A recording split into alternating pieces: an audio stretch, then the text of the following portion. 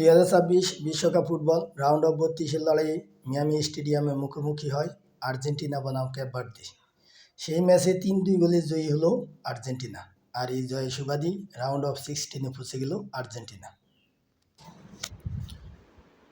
নিঃসন্দেহে অসাধারণ একটি ফুটবল ম্যাচ দেখলো গোটা বিশ্ব। তবে ক্যাপ ভার্দের লড়াই ছিল দেখার মতো। ম্যাচের 30 মিনিটে লিসান্দ্রো মার্টিনেজের থ্রো বলটি অসাধারণ দক্ষতায় রিসিভ করলেন লিওনেল মেসি। এরপর 6 ইয়ার্ড বক্সের ডান দিক থেকে বাঁ পায়ের শটে বলটিকে টপ রাইট কর্নার দিয়ে জালে জড়িয়ে দিলেন।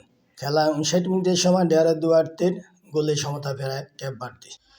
ম্যাচের 92 মিনিটের সময় গোল পায় আর্জেন্টিনা। লিসান্দ্রো মার্টিনেজ অনবদ্য বাঁ পায়ের শটে টপ রাইট কর্নার দিয়ে বলকে জালে জড়িয়ে দেন।